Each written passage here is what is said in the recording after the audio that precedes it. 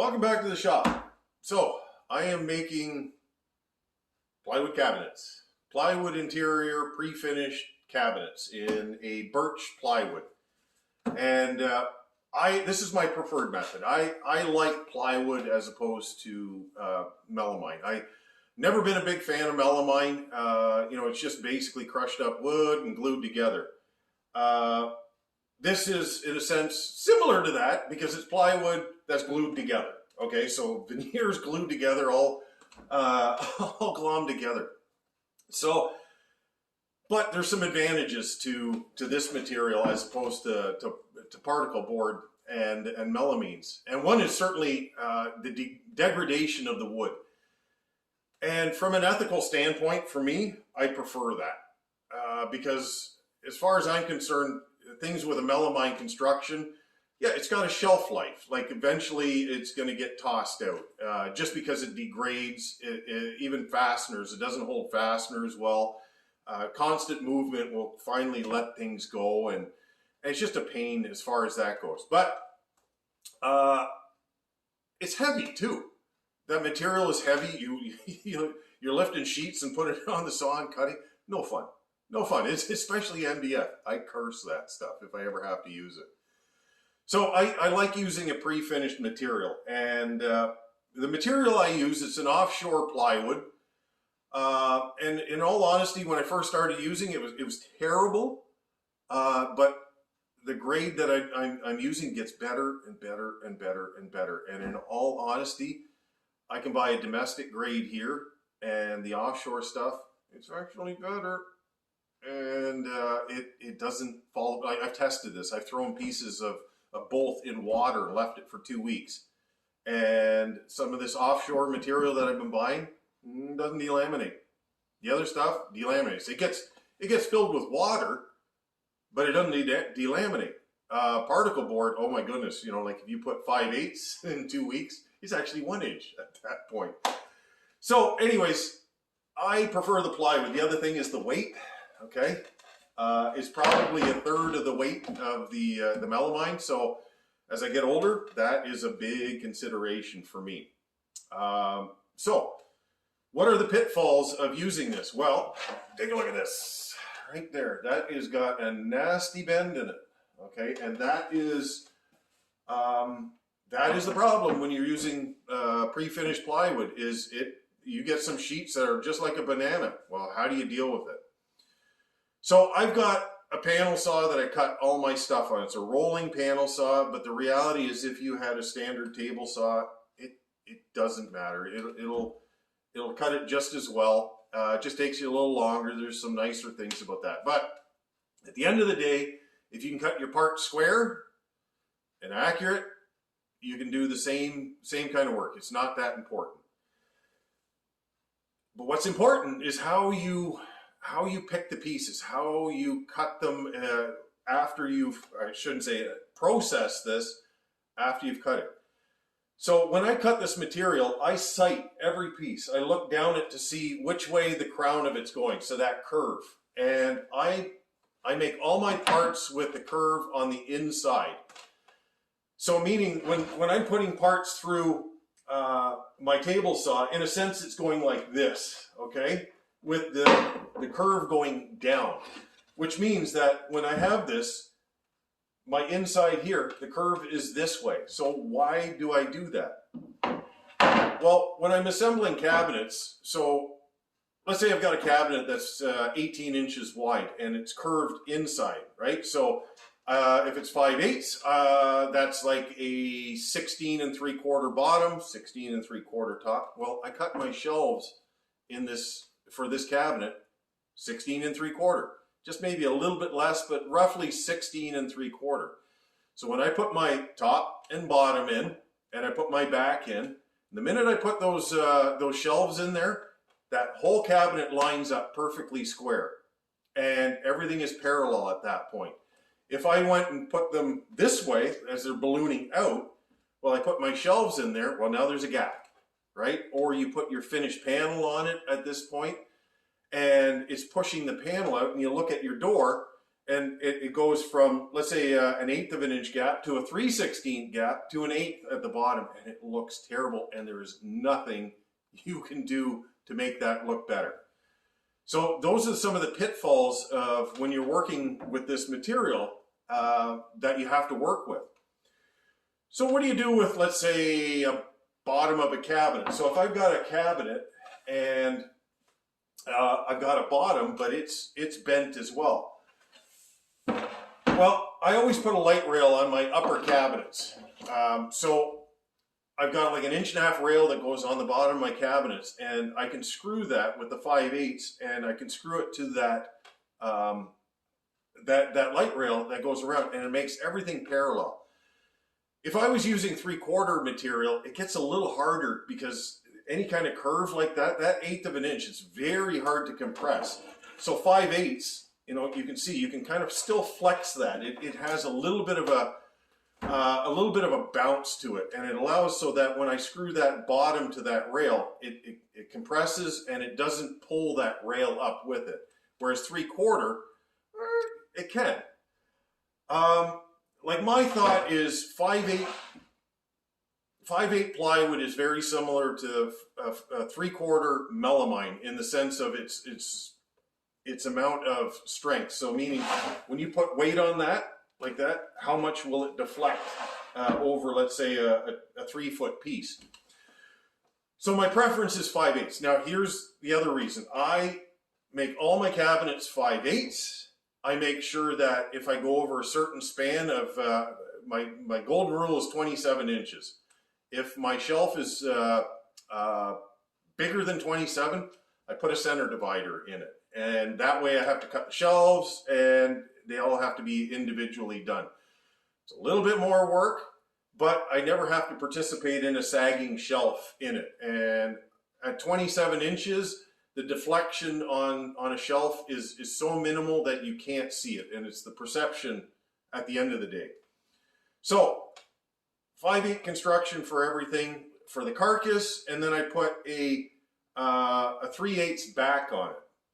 So my groove in here is 3/8 of an inch, and there's a reason for this.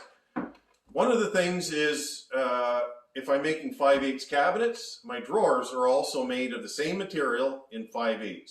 And if you're using Bloom Movento or Salici Progressa, all of it, they max out at 5/8 wide. So you can't go with a 3/4 side with a Movento. It has to be 5/8 or less for that to work properly.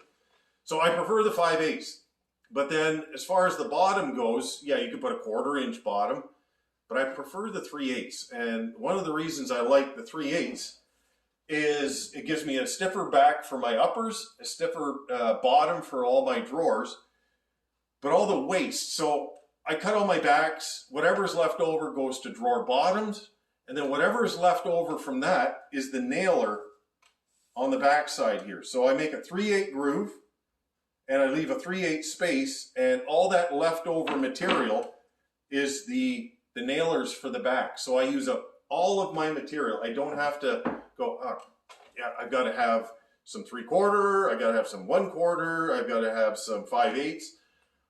I basically keep 2 different types of material, and at the end of the day, my waste just drops to virtually nothing. So when I'm throwing stuff out, it's truly scrap. It's unusable at that point.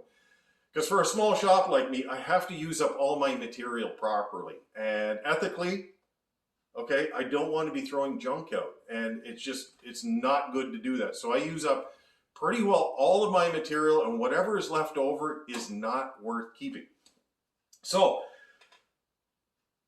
I am now assembling these cabinets, and I'm going to show you the process of what I do, and for doing the upper cabinets and for the lower cabinets, because there's reasons for doing multiple things, and I'm going to show you the next steps on that. All right. Okay, so I've got an upper cabinet here. I've got a gable, a bottom, a top, and another gable. Okay, so I've already run a I've cut all the pieces, I've edged them all, I've got a bottom strip on here, a bottom strip at the top, and I've got a 3/8 groove, and I've already drilled all my holes for my shelves. I've got a boring machine that I use for drilling all my shelf holes, and you can drill them by hand. If you're only doing cabinets once in a while, it's not really a big deal. But I'm doing it on a regular basis, so I bought a very simple 13 spindle boring machine, and at the time, I think it was around $1,500. May have been even a bit less than $1,500. But you can buy them used. I've seen them on Marketplace in Canada here for anywhere from $1,000 to $1,500. And if you're doing this more than half a dozen times a year, it's probably worth the investment. And the other thing I like about this is when you drill a hole with that boring machine, it leaves a crisp, clean hole. Whereas those jigs that you have drilled by hand, it doesn't leave as clean a hole. It's not the biggest deterrent, but I don't like it. So that machine is just fabulous for this and the speed. So I want to be able to put my hardware on. So you can see here, I've got my hinge plate already on it. Everything's mounted, but I use a jig right here. Okay, so my upper cabinet, so I keep all my cabinets with an 8-foot ceiling to 90 inches. I make my my upper cabinet 35¼ of an inch high, as opposed to 36. And the only reason I make it 35¼ is because it works out better out of a 4x8 sheet. So if I'm cutting, let's say, bottom gables, they're 30¼ high, so I can get 2 cross-cut rips on it on the saw at 30¼ Then what's left over is just shy of 36 inches. So I just cut it down, and it leaves me a chance to cut a little off the bottom, a little off the top, and I never have to worry about it. So I just kind of standardize this thing at 35¼ It could be a little bit more. I could, let's say 35½, but I stuck with this, and I kind of like it. So, but this is my jig. So my door at 35¼ I'm going to leave an 1/8 of an inch space at the top so that I can put moldings above it and the door can open. So my door is going to be 35 1/8 high. And I just then need to make my positioning at 3 inches from the bottom, right here.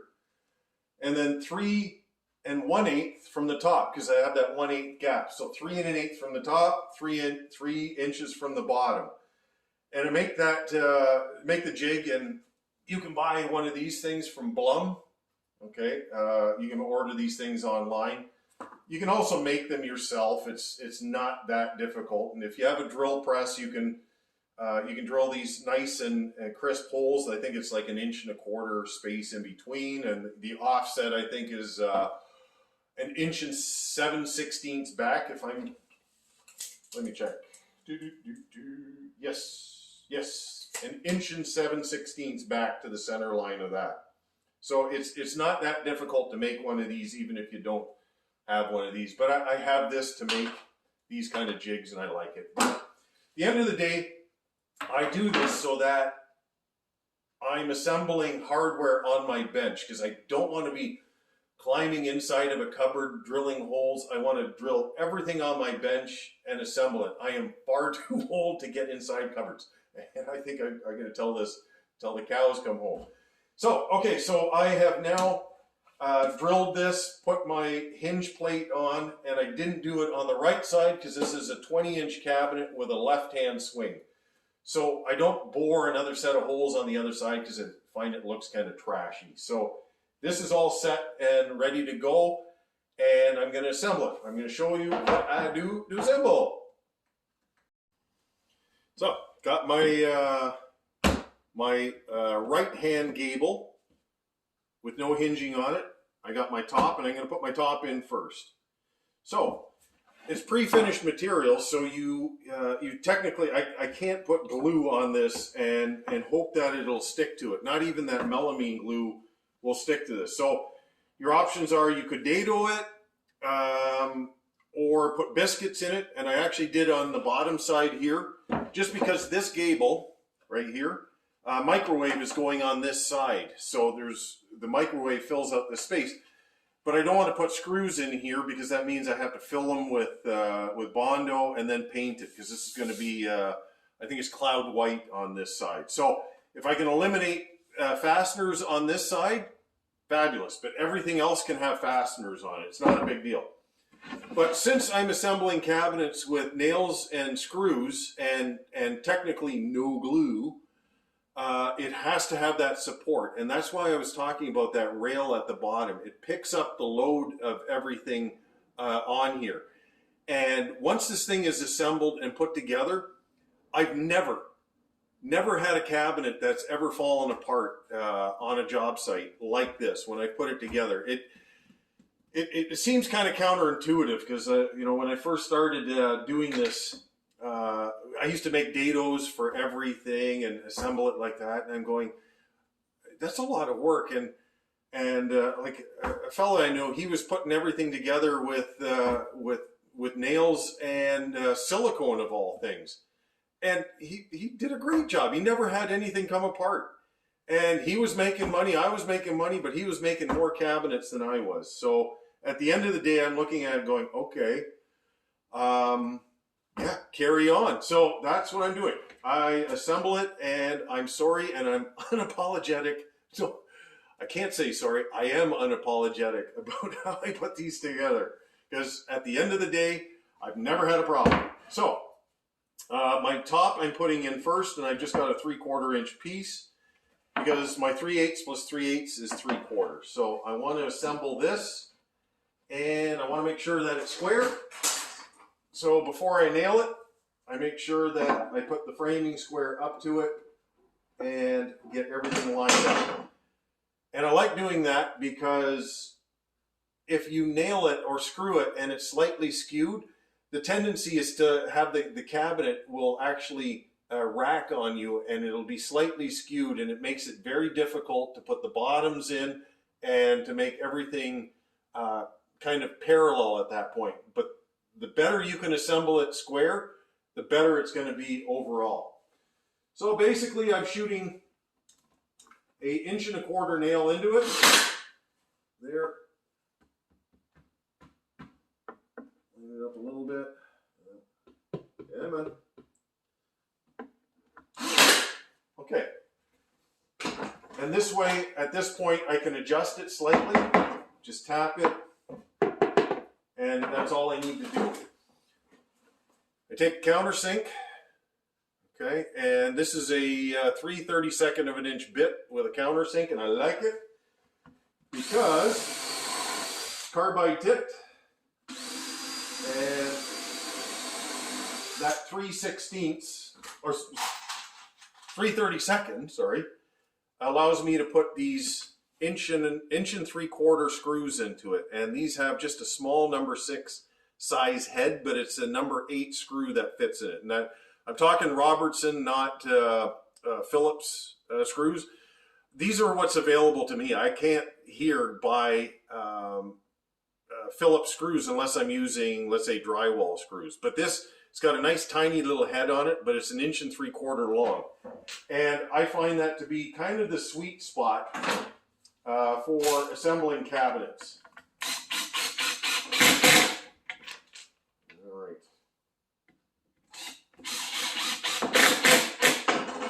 There we go. So now just check it with a square. Everything's nice and parallel. Now I can put the bottom in. Okay, so just shift that over. I'll just do it this way so you can actually see it go in. All right, so I've got biscuits here, like I said, and I've already placed them in. So I'm just gonna glue them up. And then I'm just gonna put the bottom in place, and I'm gonna assemble this cabinet. There we go. And then put the clamps on after. Okay, clean the glue off. All right. Now I can take my side that has the hinge side on it, Same thing, I want to take my square and I want to assemble with that. Okay, make sure everything is nice and parallel. Line it up. Because I can't stress this enough. If you can assemble square, oh, it just saves so much time later. So much time.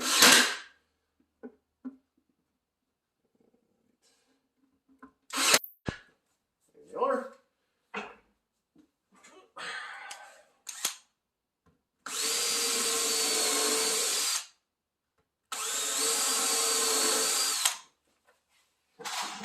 And with doing this method, even if you've got the screws in there, it does allow you just a little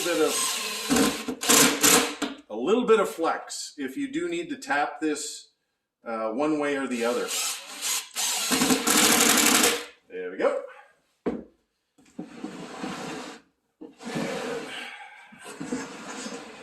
Spin this all around. That. Check it. There we are.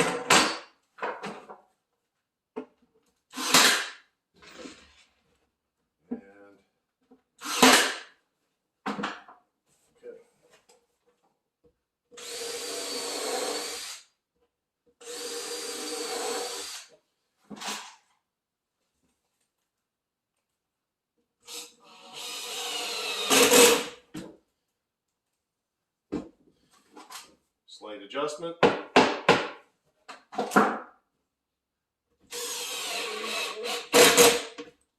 right.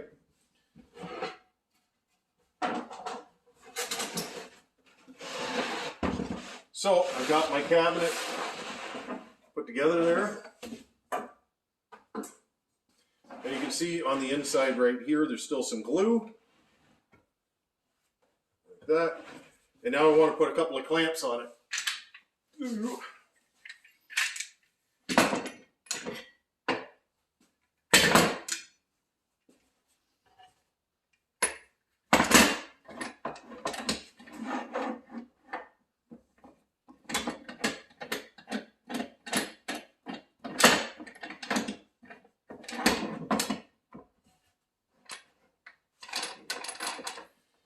you want to try to get that right as much as possible on your biscuit. There we go.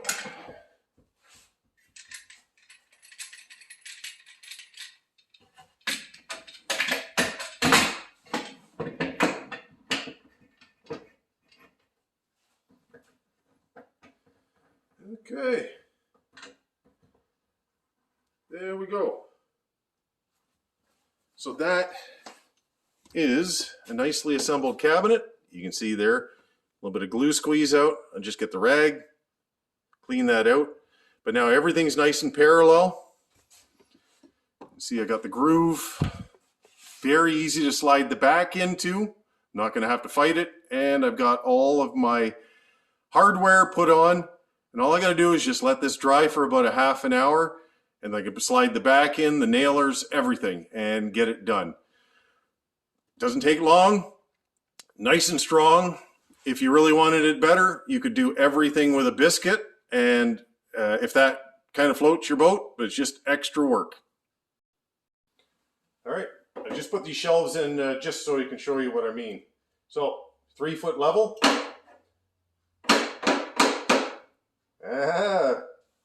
Nice and straight.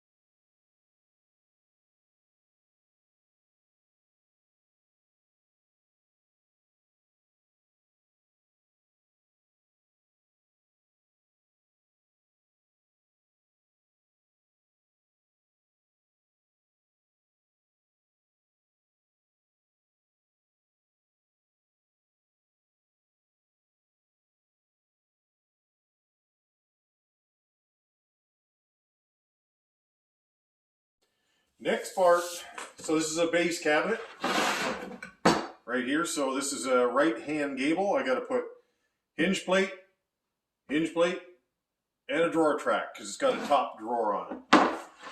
So I have this lovely jig that I made years ago right here. Okay, and it's denoted bottom, top, and it has my complete recipe on it. It's got 2 holes here for bottom hinge, and here's a drilling hole for a top drawer. So, and as well, like here again, if I wanted just a single door, there's 2 holes here. This way I can do a variety of things. I can do a base 4 drawer combination, a base 3 drawer combination, all of them just with that simple jig. It's nice and easy. It's a matter of just putting it on. Like so. And I have this here, and it's basically a 5mm drill bit, and it's got a 3/8 collar on here. So I drilled 3/8 holes with a drill press, and that these things now fit into it. So it's a matter of just drilling the hole. And what I like about this thing is when it's spinning, once it grabs in the hole there, it goes like this. You can hold on to the collar, right? So you're not actually ruining your template. And that's why I like it this way.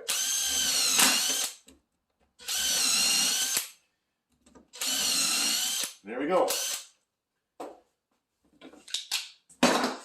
So that's all that's needed now. I got my hardware on.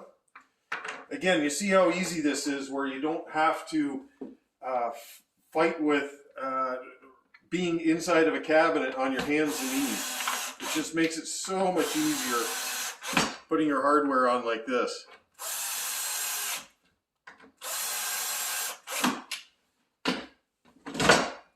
Drawer track. And I just put 1 screw in it. There we go.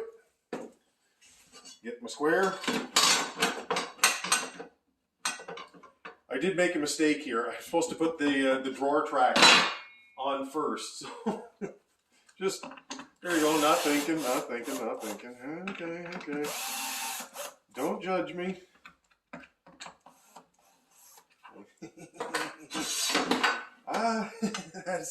That's a little better right there. Okay. And if I want to put another, this is just your regular kind of VIX bit, they call these. I'm going to put 1 more 5mm screw. So these are what's called system screws, and you can buy them online, Amazon, wherever, again, from my local hardware supplier. But now I've got basically 2 screws in this thing, right in there. And I'm going to finish it out with about, I like to have about 8 screws in total in it. And if I do that, it never comes apart, meaning the track will never come loose. Yeah, all right, put this thing back on.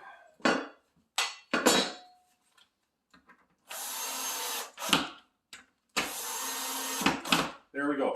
That's what I mean. It's so simple to do, and it's so long as you follow a simple recipe, all the work is just at your hands right here, and that's what you want. Right? You're going to assemble this base cabinet here. So this is just a top drawer unit.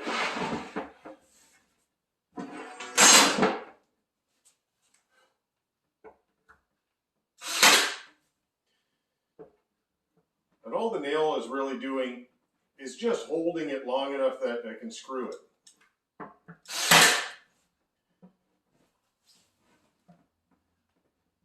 And here, this is with plywood, sometimes you have to push it and pull it and do things like that. That's where I prefer the 5/8 for just this reason. Just moving it around is just so much easier if I do. I do have to. So if the panel's a little bit more warped going this way, I put 4 screws, but typically 3 is good enough.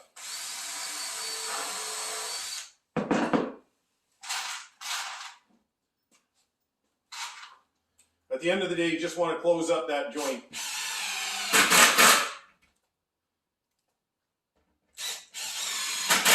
But the key to this is transferring your weight down right to the floor.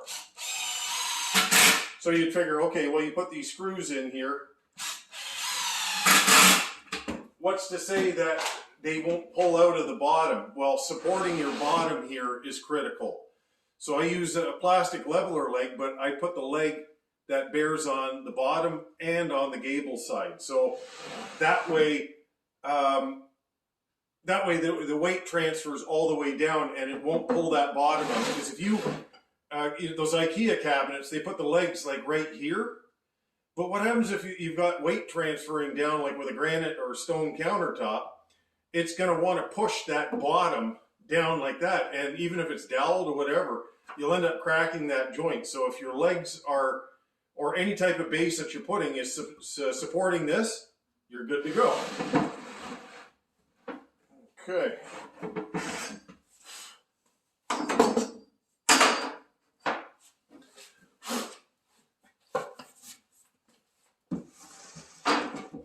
All right. Okay, I'll get this gable put on and then I'll flip it over and I'll show you the next part. Okay, so these are my rails. They're the same length as my bottom. Same thing. Get the nail gun out. Now this is where it gets a little tricky because you got to kind of hold onto it and you got to aim. Okay, and this just takes a little bit of getting used to until you get it right. And there we go.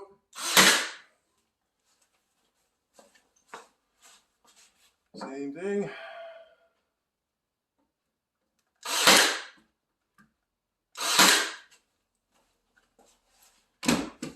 And if you have to adjust it, that one's perfect.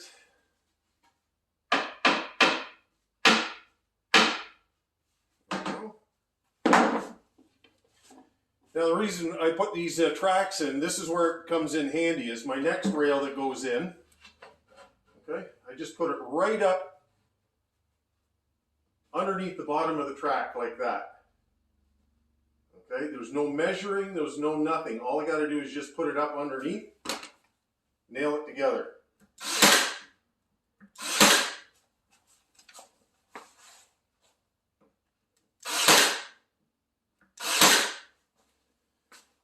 Little hint, when you're using a nail gun, just be aware of how it sits, you know, because you want it basically running vertical like that. Like if you're skewed, you're going to blow it out.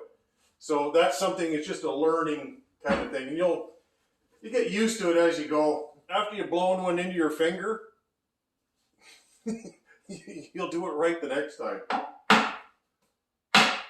Pain's a good teacher. All right, so that's nice and flush. So basically now all I have to do is just aim for the middle. Okay, and what I'm trying to do is put it about an inch from the front edge of this. And wherever this stops here, I want to be about an inch. So I want to be somewhere about, roughly about there. Okay? Because if you go, the closer you get to the end, the more chance you're going to get this to split. Because this thing is only countersinking maybe about a quarter of an inch, 3/8 into this rail here. So it's asking the screw to do all the rest of the work of biting into it. There we are.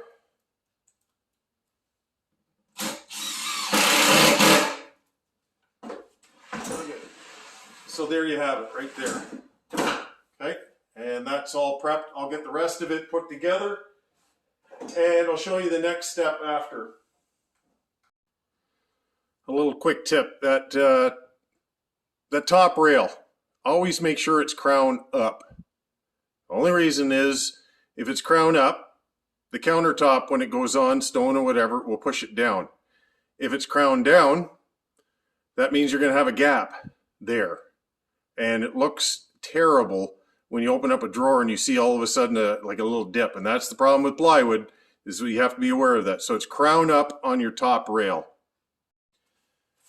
Okay, so now this is all together. I I want to be able to break these edges because this is like razor sharp here because it's only been trimmed. You can pre-trim this if you want, like a bottom or anything like this, but the reality, it doesn't take that long. So I just take a file. There's a name for what type this is, and I'm not exactly sure what it is, but any fine file will work. And it's just a matter of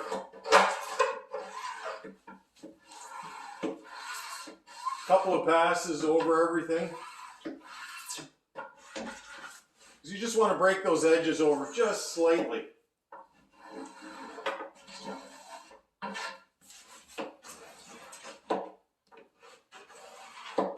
So.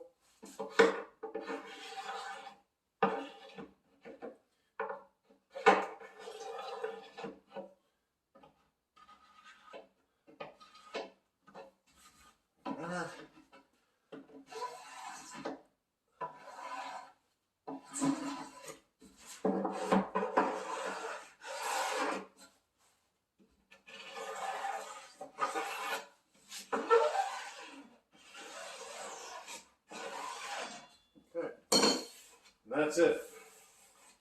Okay, just enough. So now, when you hit that, there's nothing that your customer will ever hit their hand on and hurt themselves. That's ultimately what you want.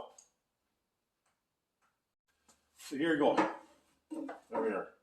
Nice and tight. So this has a little bit of a bow in this way right here, but like I said, once the shelf goes in, it pushes it up nice and tight. But by putting a rail in here, like this one had a bow in it this way, but the minute you put this rail in and screw everything together, it actually torques the whole thing out and it starts to straighten out these gables. It's a really cool thing when you actually watch it happen. It just like let's say you put in this one and this is open by about 1/8 of an inch. The minute you close this, it pushes that out and it straightens it all out. But that is what I'm saying. This is the beauty of using 5/8 because it's just a little bit more malleable than the 3/4. All right, I'm going to cut the backs for these cabinets. So when I'm running my dados, and I showed you earlier that I run the thickness of the material. So if I'm using 5/8 material, my groove is 5/16. 3/4 thick material, the groove is going to be 3/8. And I like doing that because when I need to figure out the width of my backs for my cabinets or drawer bottoms or whatever I'm doing, I want to eliminate as much mental math as possible because that's where I end up making mistakes if I'm trying to make deductions by even with a calculator or whatever. If you put the measurement in wrong, you're going to get a wrong answer. So the easiest way is, oh yeah, you stick your tape measure in the groove there and it says 28 7/8. But I like to do it this way because I make everything half the thickness. What I can do is I can hook my tape measure on the one side of the gable and just go to the edge of that rail right there. And I look down, 28 7/8. So that's what I'm writing down. It said 28 7/8. And this way I can just measure, I can measure it from the back, I can measure it from the front. It doesn't matter, I can take this cabinet and I go 35 3/8. And I visually look at my tape measure, write it down. There's no math, there's no nothing. It just makes things so simple. And it's just a procedure I do. Like if I had a spreadsheet, the computer could figure it out. But I'm making custom cabinets all the time. And you know, then you have to punch in all these things and it works in a production setting. But for me, I still old school. I still do it this way, but I want to make it accurate and I want to make it simple. And when I do this, all my pieces fit perfectly. So when I slide that back in, and don't forget my gables are bowed in like this, it pushes those backs perfectly straight and you look down the side and you nail it every single time.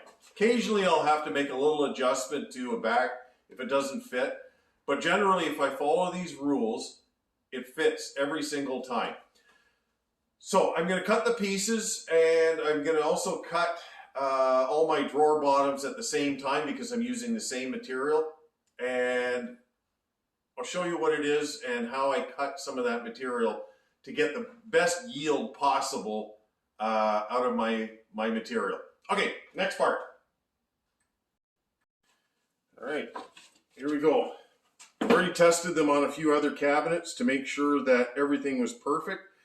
And once I've dialed it in, then I know I can cut everything to the exact sizes that I want. So even with this, I made it just a fraction less than what I have written on the paper, and I know that I have to do that every single time.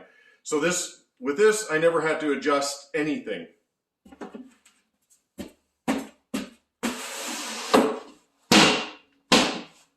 Done. So by doing it this way, like making sure that everything's nice and tight like this, it automatically squares up the cabinet. So biggest piece of advice when you're cutting this, make sure you cut your backs perfect. If you don't have the ability to cut things perfectly square, especially on thinner stuff, give yourself a little bit of relief. But then what you need to do is you have to corner to corner everything to make sure that it's perfectly square every time. So it's always a good rule anyways to do that. So like here, we're at 39 3/4. If I measure this, if I get it on there, 39 3/4. So this is perfect, and that's only because my back right here is perfectly square. So the minute it slides in, it's going to be perfect. It has to be perfect. So I like doing this method. It requires me to be precise, but the reality is in what I do here, the closer I get to perfection, the faster things go. It really is, because I'm not having to fight with anything. So that's the reason I try to do this. Even if it's a little bit persnickety, I prefer it to be that way. And I'm going to show you what's left over and what I do with all my cutoffs. So this is all what's left over from cutting up that 3/8 for all my drawers and all the backs of my cabinets. So it looks like, quite a pile of stuff out of here. Now, out of a pile like this piece right here, for instance, I could use that for the next project for a back, because it's of a pretty decent size. I'm at about almost 18 inches wide by 35 inches high. So I could reuse that, so I kind of just put it aside. But I have all of these little pieces left over, right? And some of them are, cross grain cutoffs and so on like that. Like these are from the ends of the sheets. So this is what I'm going to be cutting into 3 3¼ inch strips. And that is going to be the nailers for the backs of my cabinets. And I'm going to be able to utilize all of it at the end of the day, because when I'm using that 3/8, I can staple all of it to the back and glue it to the back in one solid strip, even if it has an abbreviation like a cut in the middle of it. So for instance, if I've got a 30-inch cabinet, I can use 2 little cutoffs, just glue them together. So I have my cutoff saw here. I just chop everything to length, and I don't have to be exactly perfect, meaning I don't have to get it exactly to the end, because all my backs are slid in and they're tight, so there's no movement in this cabinet at all. So if my rail here is just a little bit shy of the inside gable on the back, doesn't matter. Nobody sees it. Everything is nice and square. So that's the next thing I do. I just cut up all these pieces into strips, and then I use them for the nailers on the backs of all the cabinets. So those are my cutoffs for the nailers on the back. And so look at the waste that's left over. Okay. There's some 3/8 material there. There's leftover some 5/8 there. Those little strips, they're just under 3 inches. I got a couple of longer pieces right there, left over from drawers and down there. So there's just a handful of pieces. So what I'm saying is I've reduced my scrap down to almost nothing at the end of this job. I don't have to throw things away. I've utilized almost all of the material, and it doesn't end up in landfill. And that I really, really like. Okay, so take a look at this. So this is the back. It's put in, and these were curved gables on here. Look at that. Nice and flush. Everything's perfectly straight once again. I like it. Anyways, just putting the backs on is pretty straightforward. I got little scrap pieces. Like I said, I don't need to have long pieces. This 3/8 is only, it's pre-finished on one side, so it'll stick to the back side of this.